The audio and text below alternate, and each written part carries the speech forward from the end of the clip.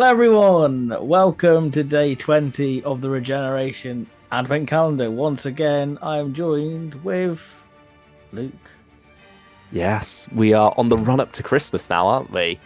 Yes, stepping into Christmas. Yeah, 5 days left to go. And what better story to mark the occasion, really, than one that's set in a town called Christmas?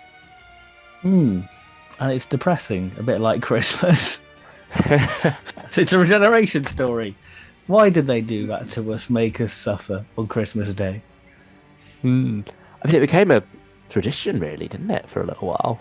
Or, well, A not quite horrible with the end tradition. of time. Yeah, but certainly Peter Capaldi also regenerated on Christmas Day. And it was the last Christmas episode for now. Yeah, but we've still got plenty more to look forward to after this one. Well, not quite on this list. We've only got one more to look forward to. But yeah, certainly there was something good about the Christmas specials, wasn't there? And it's nice to know they are on their way back. Yeah, absolutely. Bit of Doctor Who at Christmas just feels right. You know, it's that extra little present you save till last, isn't it? Yeah, it really is, a nice little palate cleanser after a big old dinner, in your food coma era. And you're like, oh, go on then. Yeah, your Christmas turkey that you've stuck in the TARDIS for goodness knows how long to either cook it or turn it into a little baby. I know. I don't think I'd fancy that turkey, to be honest. It didn't look the nicest, I will say. Yeah. No offense to Clara's cooking, but yeah, it did. It still didn't look quite cooked when it came out at the end. Either she's a bad cook or her dad's just got a really bad recipe. I don't Both, maybe. Yeah. I don't trust that family. So, all right, okay. I can see where this is going on. But yeah, should we do some little bits of trivia, some festive trivia? Yes, we can. I mean, when was it announced that Matt Smith was going to be leaving? I think it was the 1st of June. Yeah, so it was like compared to the run up with David Tennant there, where he had a whole series to go and such. With Matt Smith, it was just, yeah, I'm going. The episodes that you've been told I'm in is all I'm going to be in for.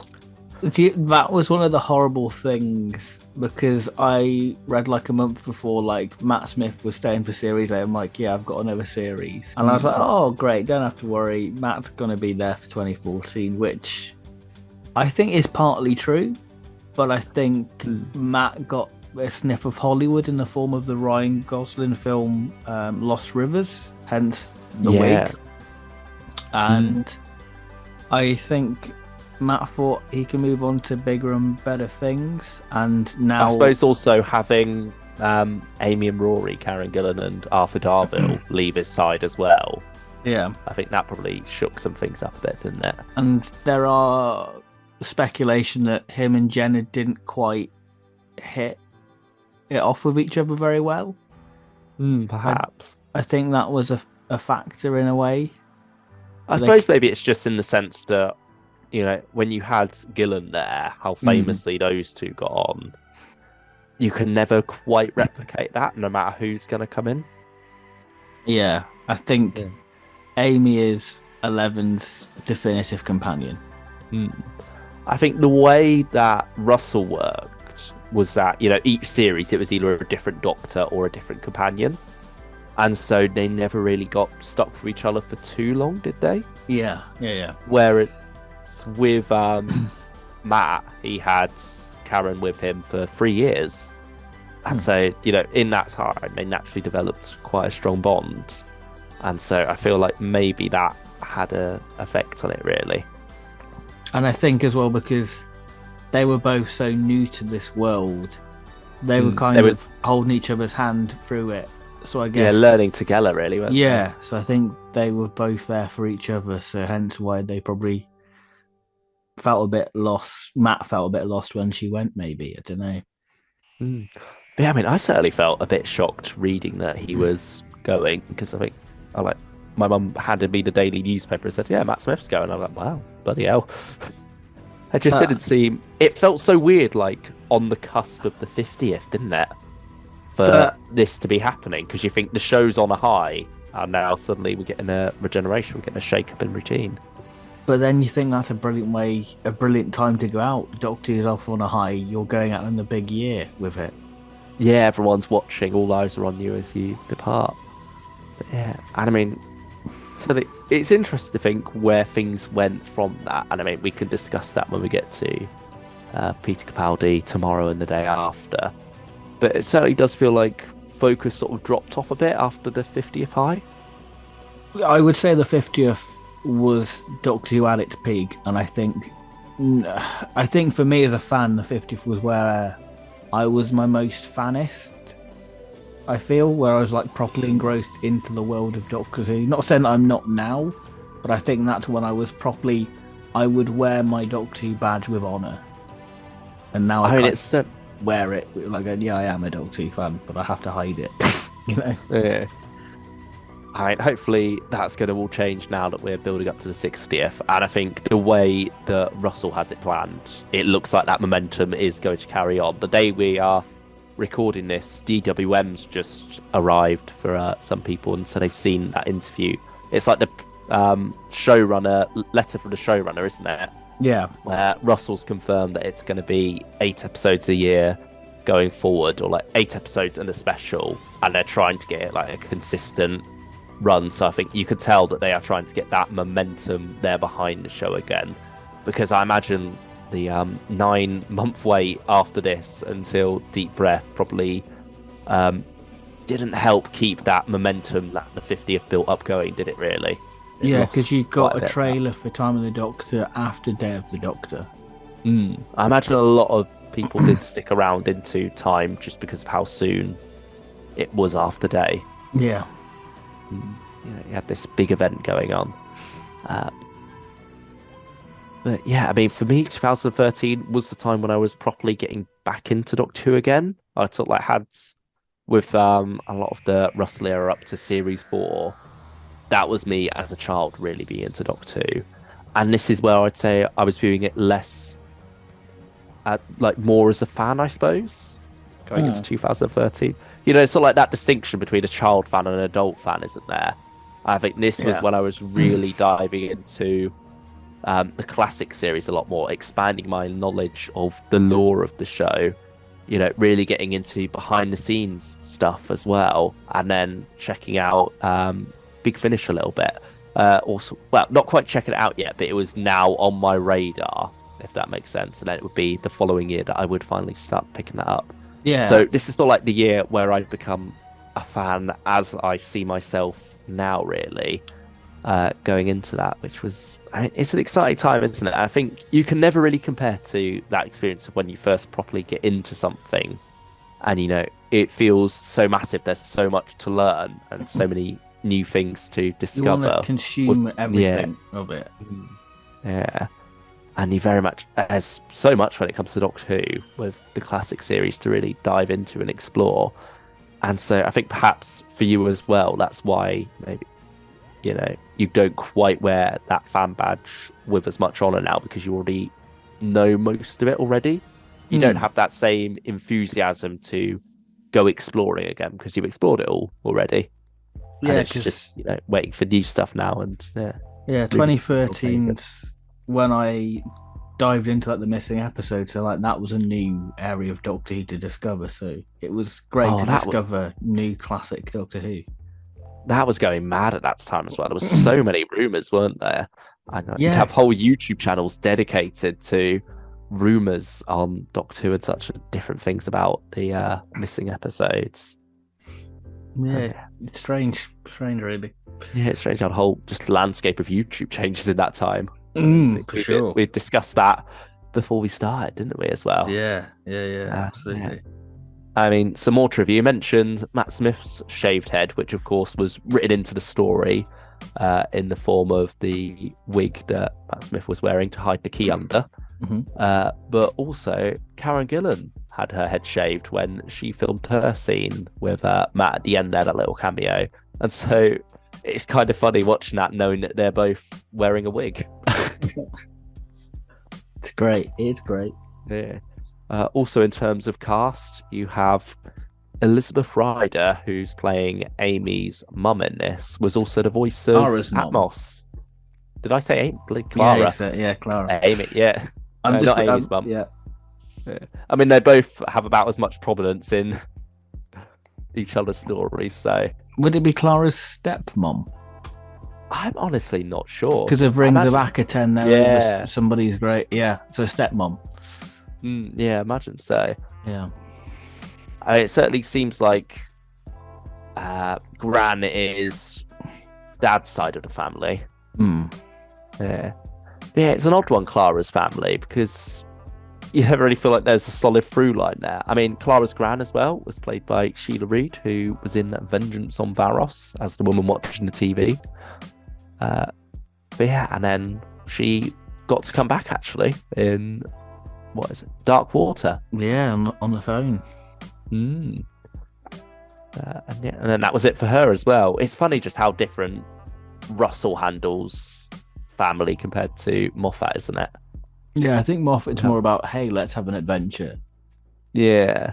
But I mean, it's an odd one with this because he has squeezed in the Christmas dinner nevertheless. Mm-hmm. And I mean, I understand why, because you want Clara to keep getting sent back, and so you can have the Doctor live out this long life for himself, while also having Clara still like be the audience's viewpoint, really, isn't she? Yeah. Because she gets to pop in on him occasionally throughout that time. And so, it's a Christmas special. You need something for her to be doing in the meantime. You might as well have her cook Christmas dinner for her family. But yeah, certainly, when you compare how it's handled with Russell, you think, there's a lot more there. With here, it's more used for the comedic relief, such as the naked scenes and, just some occasional witty bits of dialogue, really, isn't it? Yeah, yeah. But yeah, I suppose, is that all of our trivia for today? Thanks to a bit of expanded media in the Tales from Trenzalore book, Matt Smith's cane, or 11th Doctor's walking stick in the story, is a piece of crinoid, which is very nice. Yeah. What other monsters did he face in that one? Was the Mara's one? Mara, Autons, and Ice Warriors. Ah, I see. So a nice combo. Yeah. You almost think they could have put like a selection of minisodes out, like immediately after, and just had that be like, Tales from Trenzalore. That would be an ideal, because this whole episode is a series condensed in an hour. Yeah, because when before Matt Smith decided not to stick around for Series 8, this would have been the plan, wouldn't it? To have all this conclude here. And I mean, in a way, that would have made more sense, because this is very much concluding the Series 6 and 5 arcs, isn't it? Yeah, should we talk about that? Yeah, because you've got an odd gap in Series 7 where, I mean, for the first half, there isn't really an arc. Then you've got the Impossible Girl arc, which doesn't really tie into the main Moffat arc for the 11th Doctor. No. But yeah, I mean, we're coming at Time of the Doctor a bit differently, aren't we, here? Because not only do we have it as a story in itself, it is also the conclusion to a lot of different moving jigsaw pieces for the 11th Doctor. Which started right from episode 1, which is interesting. Which we did yesterday. Yeah. Came out yesterday. But yeah, how do you feel about this approach to Doctor Who? Because it was a huge change, wasn't it? I think that it works really well, because it's a nice little payoff for you sticking around with the show. And I think it's not good for Joe Public, because I think this is... People probably dropped off Series 6 going, well, it's a bit too overcomplicated. And I think Time of the Doctor, it answers every question, like what the silence actually are, why silence must fall, what the cracks are. I think that it answers everything well. What's in the room in the God Complex? It answers all the sort of major questions you have. Yeah, really. It does do that. And when people say, "Oh, I don't get it," I don't know if it's because big brain energy, but I'm like, yeah, I totally get what a Series 6 and what the Moff era is about with Matt. I don't know. I mean, it's a very Moffat thing to have, the question of Doctor Who, isn't it, be really worked into the show itself. Well, you have... I think that was like a big thing Moffat probably wanted to annoy fans. Because Hmm. like you had like name of the Doctor, people were like, please don't reveal the Doctor's name. And like the Daleks all chanting Doctor Who. Yeah, it's just to remind you, what are you watching? Oh, it's Doctor Who. Hmm.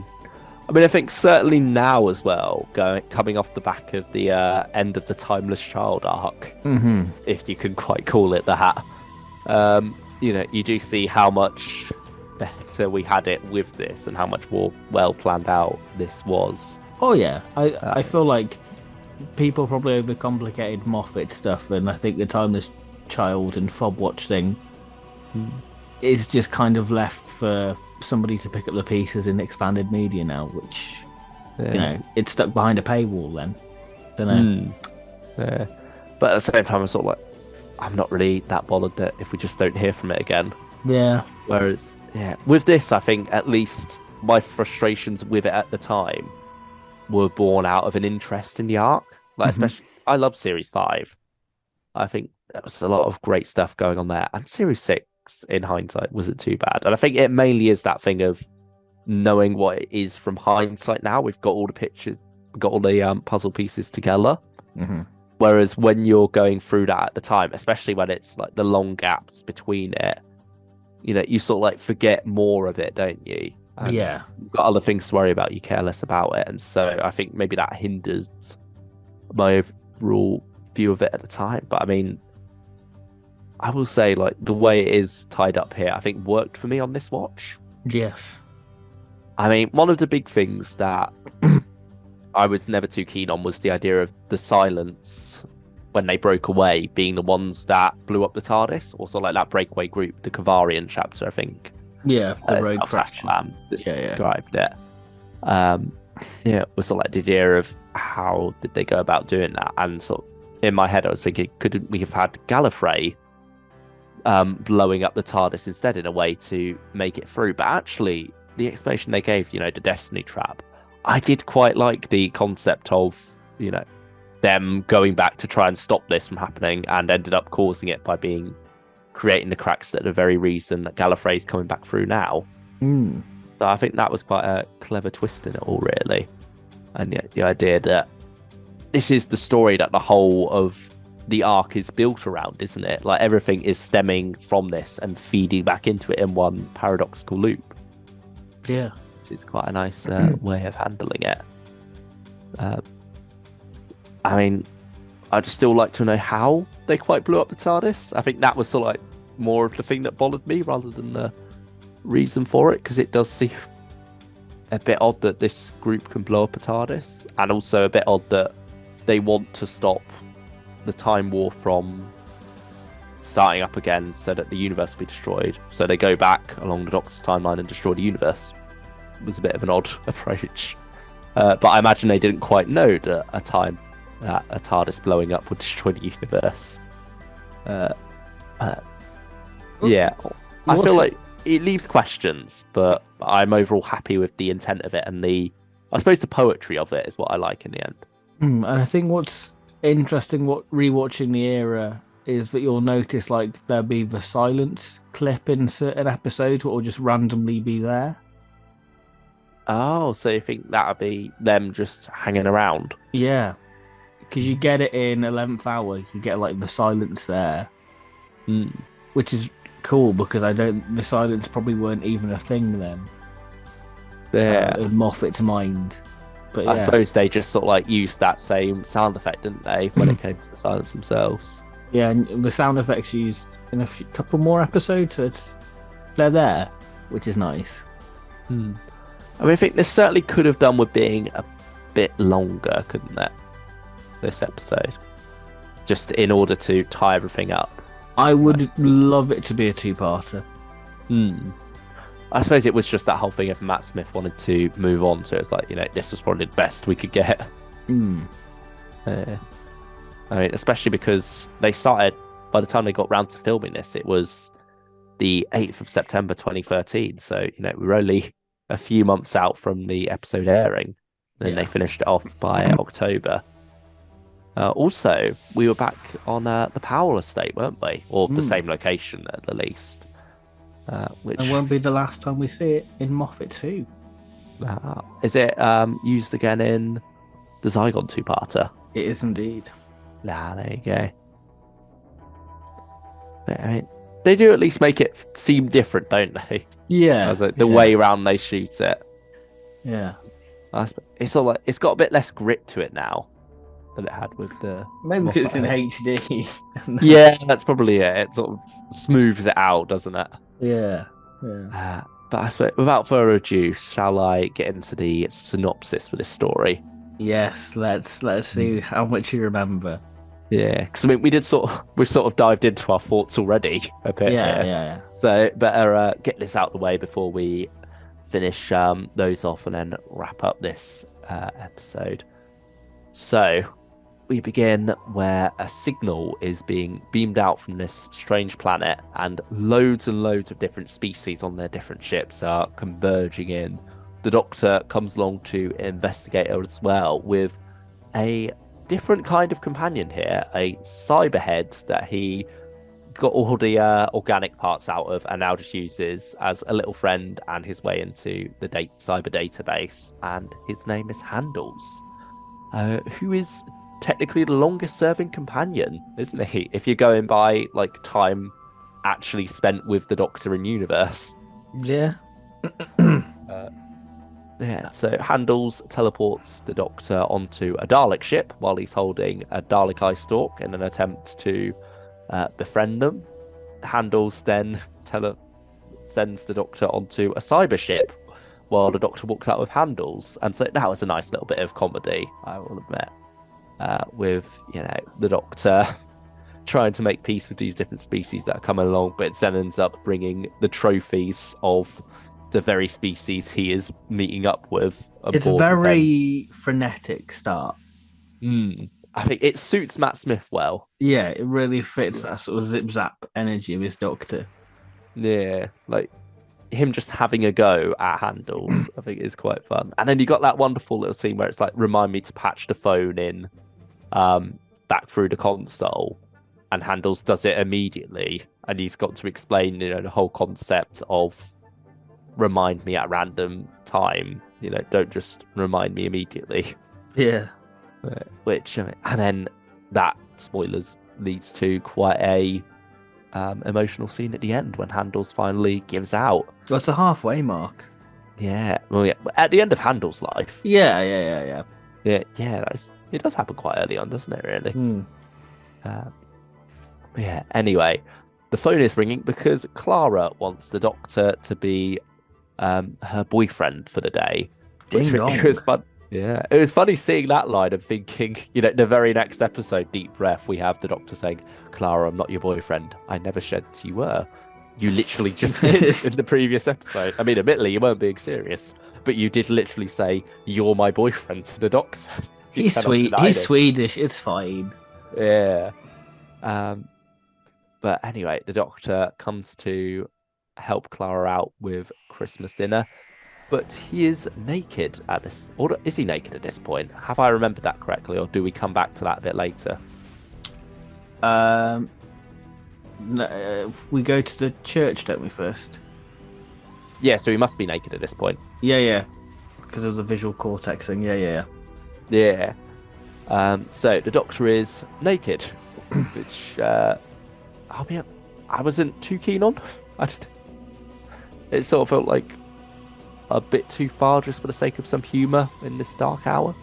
I think. How do you feel about it? It gets a bit ridiculous when you get to like the Weeping Angel thing. Yeah, when you have him like very much leaning over her and hugging and rubbing her arms to keep her warm, and you're remembering they're meant to be naked at this point, you sort of think this is a bit awkward. I think the more I've got older, the more I kind of wince at it. Yeah, it is somewhat dodgy humour from Moffat there, to be honest. It's teetering a line. Yeah. It just feels a bit immature, really, doesn't it? Yeah. I mean, I'm not the most mature person, I'll happily admit. But yeah. But when there's like a difference between jovial humour on YouTube, or just among friends, and when writing a TV show for children, I suppose. And it just, yeah, it makes you wince a bit, doesn't it? Really, Yeah. in certain parts. I did get a laugh out the Twister line though. Yeah, Which that's great. Oh, Randy. yeah. Yeah. But the Doctor is naked because, yeah, as he says, he's going to church. I think, yeah, I mean, go back to that. We're still going on about the nakedness. It's more the alienness of the Doctor Hmm. that makes it. It's like it's too alien. It's like he knows societal norms at this point. He knows this is not okay. You wouldn't imagine, the 10th Doctor doing something like this. It's just. I mean, It's like, Metacrisis did. yeah, but that was literally when he was just born. He wasn't going to Yeah. have. And I Yeah. feel like that's a bit. There's a bit different there. Yeah. Where, that's all like one little bit for the joke, whereas this is a whole skit of it, really, isn't it? Christmas dinner. The turkey isn't quite ready, but luckily they've got a time machine. So the Doctor and Clara bung it in the bottom there, ready for the time winds to give it a bit of a roast while they go to church. Both of them naked now, but wearing holographic clothes, and meet up with Tasha Lem, who is, I mean, we spoke last or 2 weeks ago or 2 days ago in terms of when this comes out about Russell having his shorthands, didn't he, when it came to the Naismiths in the End of Time. And I feel like Tasha Lem is almost a shorthand for Moffat's typical dominatrix woman character. See, for me, I feel like that is so obviously meant to be like a River Song placeholder. I suppose it can't really be River though, because Yeah. it's obviously the head of the church that ends. I mean, I suppose I wouldn't put it past Moffat to have River be the head of the church that ends up having a breakaway group that creates her in the first place. But I feel like even that might have been a step too far logic-wise. So instead, it's sort of an old flame of the Doctor's in a way, who's got her own massive church, and it's something Moffat did a lot, wasn't it? The whole militant church thing. I mean, obviously the Silence as we saw them throughout Series 6, but also right back to the Weeping Angel two-parter. You had the militant church group, and I think it's the same group, isn't it, really? Is it meant to be? Yeah. Yeah, I think, yeah, it is. It's the same group. Wow. I never connected those dots until now, to be honest. There you go. Yeah. That's why I'm around. Yeah. And I mean, he liked his afterlives as well, didn't he? Yes. Yeah. I mean, that's And next series. Series 8. Yeah. Yeah. But even in this, you have that line after the church destroys the Sontarans about, your relevant afterlife will be notified or whatever. It's interesting. It's sort of like a more flexible religion, isn't it? Yeah. Yeah. They pen their faith based on what's going on, as we'll discover later in the story. They also have confessional priests wandering around. The confession that you forget confessing to. That's a brilliant way of utilizing the silence. Yeah, that's true. Having it be genetically engineered for that. And I think that whole sequence is really quite unnerving when you see him sort of climbing down like the frame of the building towards Clara. Like that's the only bit of scare you get from the silence in it, really. Yeah, that's true. After that, they're just sort of there fighting alongside the Doctor for a bit. They're set dressing, really. Yeah, that's it. Really.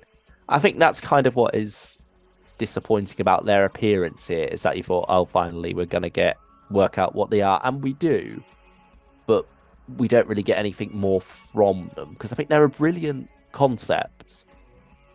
And then you never quite get to see them utilised beyond Impossible Astronaut and Day of the Moon, really. Yeah. But yes, anyway, the Doctor has met up with Tasha Lem and convinced her to let him and Clara go down to the surface to investigate this mysterious signal that no one's been able to decipher yet either. But, she sees through the Doctor's hologram and says, give me the TARDIS key. I don't want you calling it down there.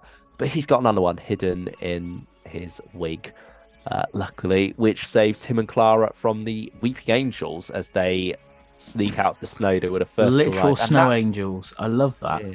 It's a great sequence. Oh, yeah. It's using the. I think it's like the best Weeping Angel cameo.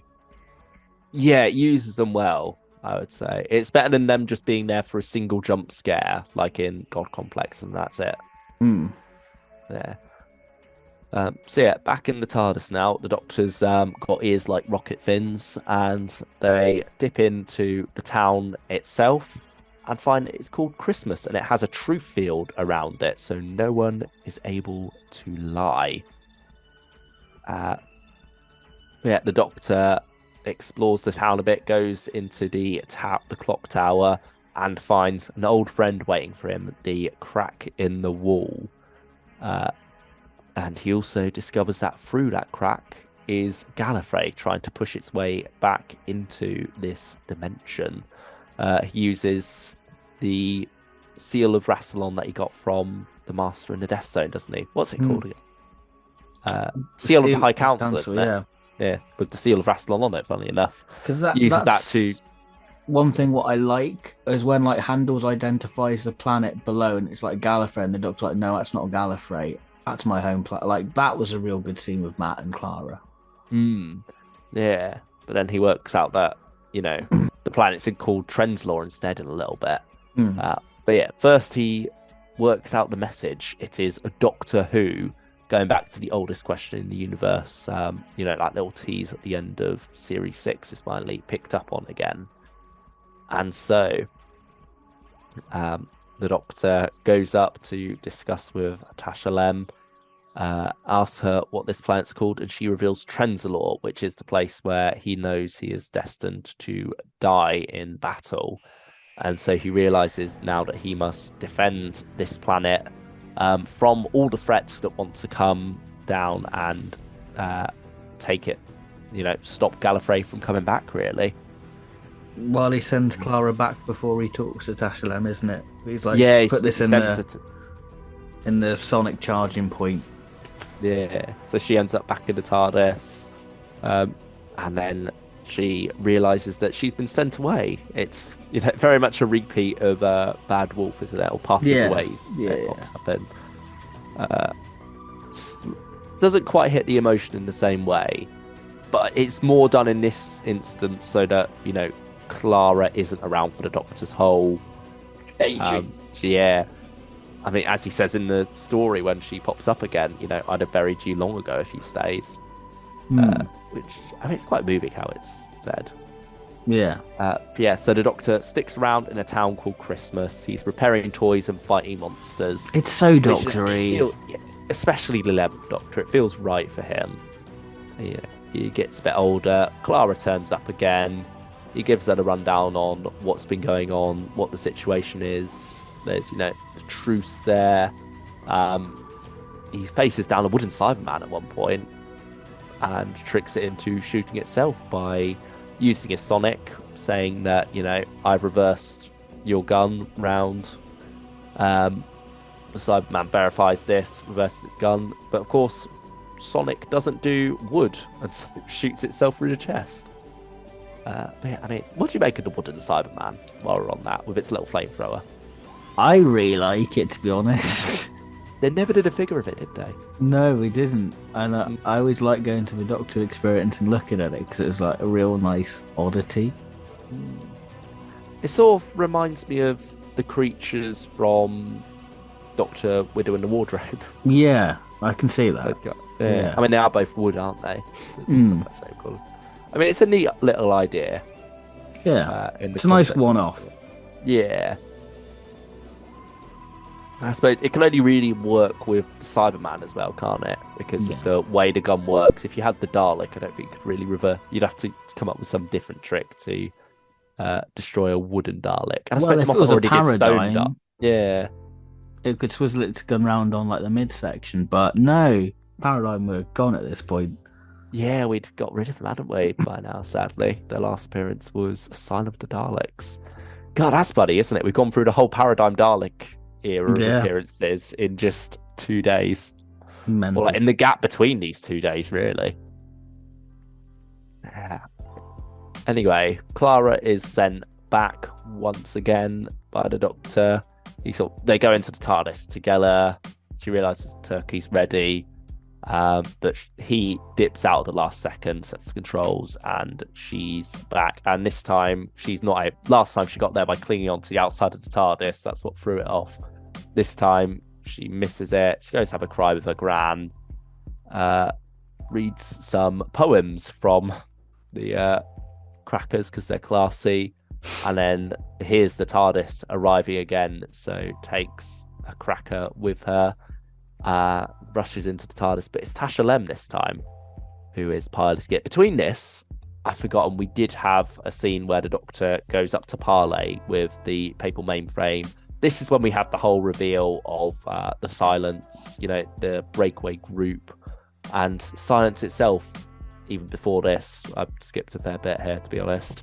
We have the reveal that it's called the Silence because it is about the Doctor's silence, him not being allowed to say his name and letting the Time Lords back into this universe that are dedicated to his silence, which is quite neat the way it comes around. Because, when we first hear Silence Will Fall, we think it's about the universe ending and it being silent, don't we? Through Series 5, that's what the arc seemed to be. But that ends up being something a little bit different. And so that is when all our big plot points are revealed, really. And also the Daleks attacked and took over everyone in the papal mainframe, didn't they? Yeah. It's that whole eye stalk inside the head thing and gun inside the arm that Moffat introduced in Asylum of the Daleks. Also in Asylum of the Daleks, he wiped their memory of the Doctor, but the Daleks used the papal mainframe to replenish their memory, didn't they? So now they know who the Doctor is again. But Tasha Lem is able to fight off the Dalek inside her, or as the Doctor put it, the psychopath. She's been fighting a psychopath inside her all her life, isn't it? Yeah. Which sort of doesn't quite ring as true when they have not really. We haven't really seen them know each other much. We don't know the shared history there. But that's something Moffat did a lot. The whole Paternoster gang were characters who knew the Doctor, but we never saw their first story. I think he called them like Big Finish gaps, didn't he? He was like, "Oh, you'll get a Big Finish at some point." Did the Doctor know who the papal mainframe were in the Angel two-parter, by the way, at the start of that, or was he introduced to it by River? I think it was River, to be honest. It's interesting. Because he obviously knew who Tasha Lem was before that regeneration. So it makes you wonder how that works out. I suppose maybe she joined the church after. Yeah, I'm sure there'll be a Big Finish. Yeah, it's a Big Finish problem. It's a Big Finish problem. Yeah. It's the thing that's okay to leave to expanded media. Yeah, for sure. In this instance, unlike some of the Timeless Child stuff. But yes, anyway, Time of the Doctor itself.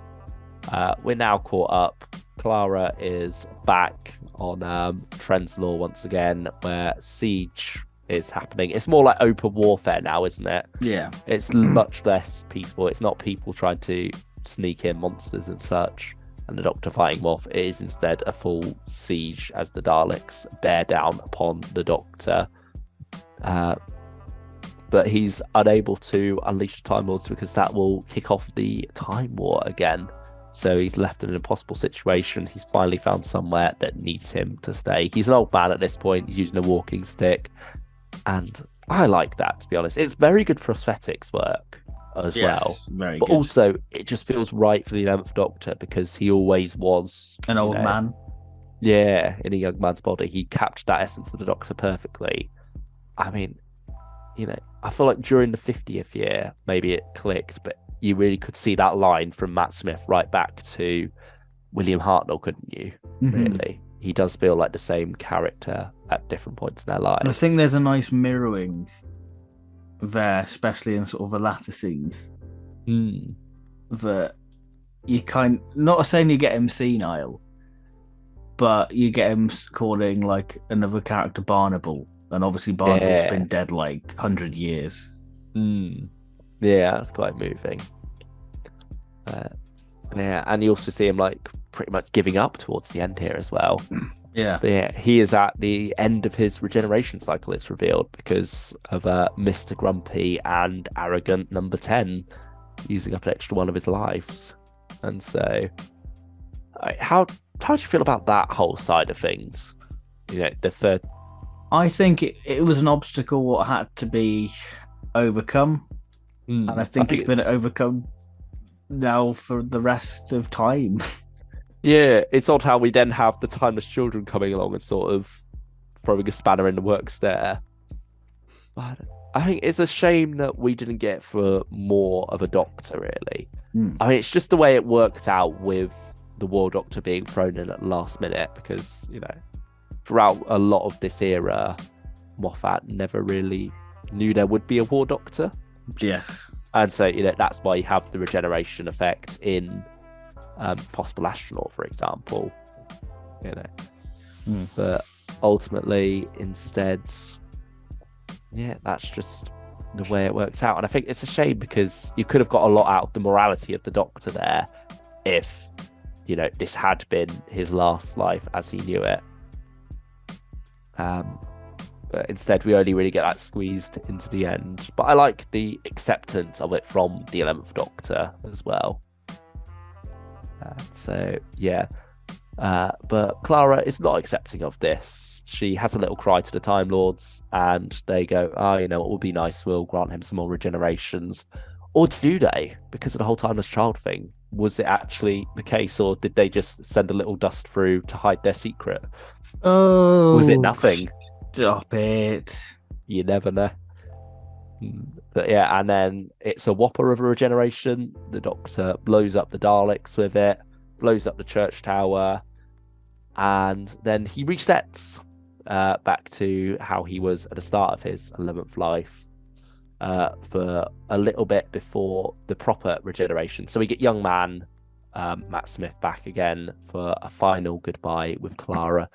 And I like this scene, I really do. I love the beautiful regeneration. Yeah, we're all different people all through our lives, and I mean, it makes it more relatable, doesn't it? Yeah, it humanizes regeneration, doesn't it? Yeah, and it puts it in human terms. Yeah, I much prefer it to what we got in End of Time, where it was this, I die and some new man comes sauntering off. They both work because it's different Doctors' perspectives on it, how they see it. But yeah, I mean, I do always prefer Regeneration when, it is very much a case of this is just the same person. They're just different now, rather than the idea that they are a whole new person, like completely separate, just happen to have the same memories. Which is sort of how, I mean, I love the, tag your it line at the end from Jodie. But, the whole way that episode ends, it very much, and the whole way it treats Regeneration does make it feel like they are different people. But not in the way that Moffat got it with this story. I think it's one of the alien sides of the Doctor that Moffat really understood. And yeah, it's a wonderful speech. I mean, I imagine we're very different people now from who we were when we first watched this. Yes. 9 years ago now, nearly. Yeah, it's a wonderful little ending there. He gets to see Amy one last time. You have little Amelia at first, who isn't Caitlin Blackwood at this point, is it? It's a body double because 4 years have passed, she's grown up a bit. But it is the Karen Gillan, of course, in a wig, saying good night to her raggedy man, which, I mean, I think it makes sense to have Amy there because, like we said earlier, she is the 11th Doctor companion, isn't she? Yes, she is the 11th Doctor companion, I guess. He's being ushered away by the first face this face saw, which I think is rather quite wholesome. It's the first and last face. Yeah. I do think it kind of takes a bit away from Clara being there. Not that I care much about Clara, but it's beautiful. I feel like there maybe would have been a better way to incorporate Amy into it rather than him just having visions. Yeah, I'm not sure how, but I think it would have been nice to, maybe just have the Doctor take a trip in the TARDIS and then come back for Clara afterwards. Yeah, have him have his farewell tour like Ten did. I don't know. Anyway, After that, he regenerates. He's now the 12th Doctor. He's got kidneys, and he doesn't know how to fly the TARDIS. That is it for Time of the Doctor. Yeah. What do you think? I love this story.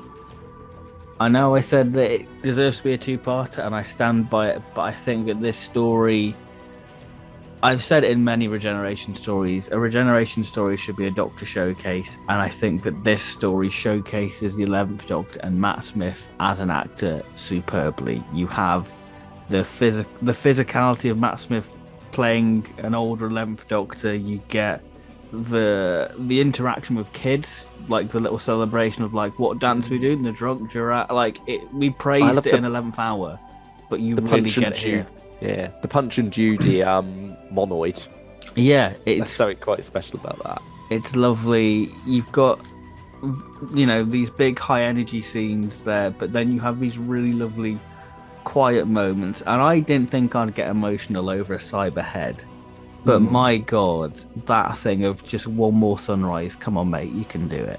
It's so you're really rooting for Handles. Like, you've only met him for like half. He's only in half of the story, but you're really rooting for that head. Yeah, I mean, I suppose the Doctor's budget for imports went onto marshmallows, didn't they, instead? Yeah, the pink ones. Oh, it's great. I mean, I do like it as a summary of the 11th Doctor's era. I mean, like we said, it is more than ever before. It is literally a summary of the 11th Doctor's era, because all of the arcs from previously are built around this story, pretty much, aren't they? Yeah. They sort of, this is their beginning and end point for a lot of it, as they spin off and then loop back round again, quite neatly. But also, just how much of a fairy tale it is. And I think it's nice how, Moffat often had a trend going right back to The Girl in the Fireplace of the Doctor meeting someone and then, like, skipping through their life, didn't he? I mean, he had it with Amy as well, as she went from Little Amelia to Amy Pond the Kissogram to Amy Pond about to get married 2 years later, back in 11th Hour. And now here, we get the reverse of that with Clara. Yeah. And I think that's quite nice the way it's worked into that. Instead of the Doctor seeing someone throughout their life, he has someone visit him occasionally through the remainder of his life, as he spends this regeneration of his settled down defending a town called Christmas. I think very fairy tale. I think that's the thing with Moffat. Moffat gets the fundamentals of the Doctor's character. And I think that this story just summarizes the Doctor as a character. He's defending this small little town, making toys and making sure everyone's safe. There's just sort of so doctory about it. It just works for me. Yeah. I mean, speaking of Moffat's interpretation of things, we've had a lot of Gallifrey recently. We've gone from Day of the Doctor to End of Time, and now to this with Gallifrey coming back, and it's made me realise that just Russell and Moffat had two very different versions of Gallifrey in their heads, really. Because I mean, there's a line in this where the Doctor says, Gallifrey will come back in peace, as if the last time he saw them, they weren't trying to end the whole of time itself, which is. I mean, it's funny how the 10th Doctor dies stopping Gallifrey from coming back, and the 11th Doctor dies trying to bring it back, really. And he's the man who forgets, isn't he, the 11th Doctor? Yeah. That's bad. And I mean, as it eventually comes back anyway, it seems like Moffat's not really all too interested in Gallifrey altogether. I mean, I'll say this now, Gallifrey's really not that interesting. I think it could be. But I feel like that ship sailed for the new series at this point with how it's been treated. I think it was interesting in the End of Time. That's about the best we got of it. And then from there, it's all gone downhill, really. But yeah, ultimately, I've just got to accept that Moffat does have a very different view of Gallifrey for this story to really work. And I think, we've got to accept that when it comes to Doctor Who continuity, it is down to different writers' visions. Yeah. or even the same writer's vision sometimes, because right back with the Daleks versus the story that we got told in Genesis of the Daleks, they don't line up at all really as origin stories. But nevertheless, we just accept it and love both really. And so I think I've got to say, well, maybe not love both quite, but certainly appreciate both for what they are, in terms of different takes on it. And I mean, it's something I didn't expect going into this. I didn't quite click that we were going to have 3 very Gallifrey-centric news series stories. Yeah. To talk about Yeah, here. yeah. I mean, we sort of done it a bit out of order there, but no, it is interesting how Moffat just has a completely different view of the Time Lords from what Russell evidently had, really. And then I'm not quite sure where Chibnall falls, and whether that's somewhere in the middle or whether he just doesn't really care about Gallifrey. I don't know. But yeah, I'm sure we could talk about Chris Chibnall's take on Doctor Who. Well, not tomorrow, in 3 days' time. Yeah. But yeah, getting a bit ahead of myself there. We've still got the 12th Doctor to go first. But 11th Doctor, rounding off. Anything more to say about Time of the Doctor? I like the regeneration. I think that's I think Matt's the only Doctor where you can get away with the big grand speech. Yeah. I preferred the stuff in the TARDIS to that.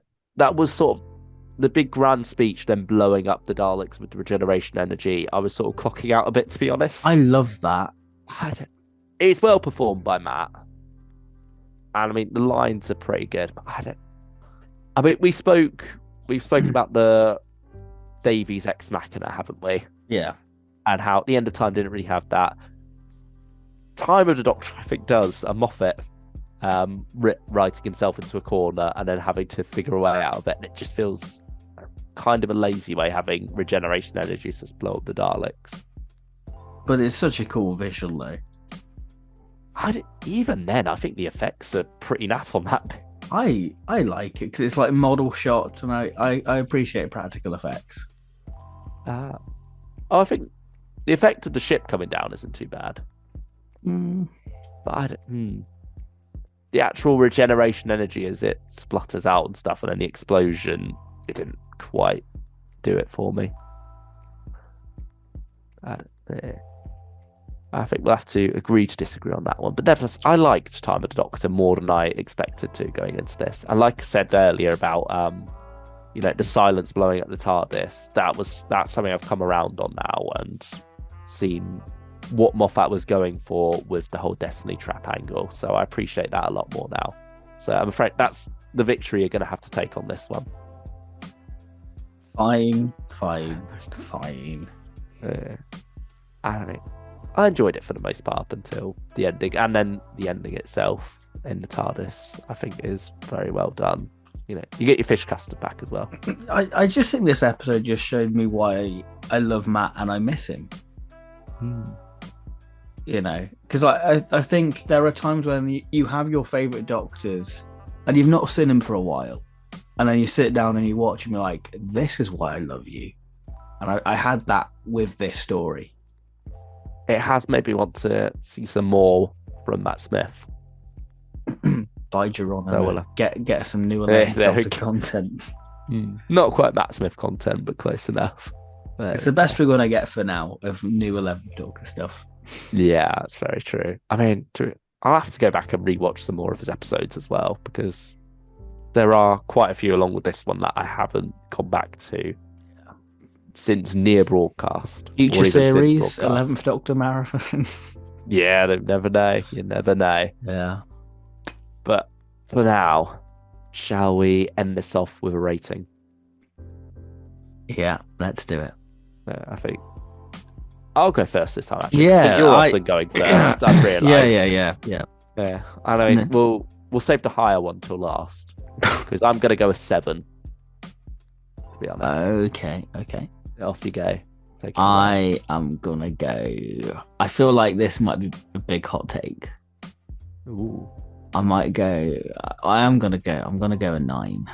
No. I thought you were going to go with 10 for a second there. I was like, No. 9 was what I guessed you would go for. Yeah, I feel like Time of the Doctor is quite controversial, Hmm.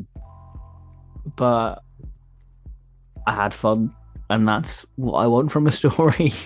Yeah, at the end of the day, you just want to sit down and enjoy yourself, really. And I think I certainly got a lot of enjoyment out of this rewatch. Yeah, nakedness aside, Hmm. it's good. It's good. Yeah, there we go. So we're nearing the end now. We've just got 2 doctors to go, haven't we? 4 more days. Well, is it like 9 doctors if you count? Well, is it 10? Oh, yeah, true. Well, I don't know.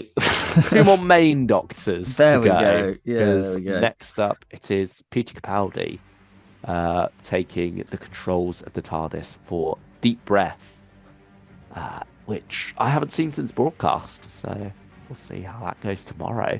Wow. Wow. That's quite a statement. So that's gonna be exciting for you. I'm looking forward to it, to be honest. I was sort of like seeing Time of the Doctor as the hump I've got to get out of the way before I can actually get on to Bit rude. Deep Breath.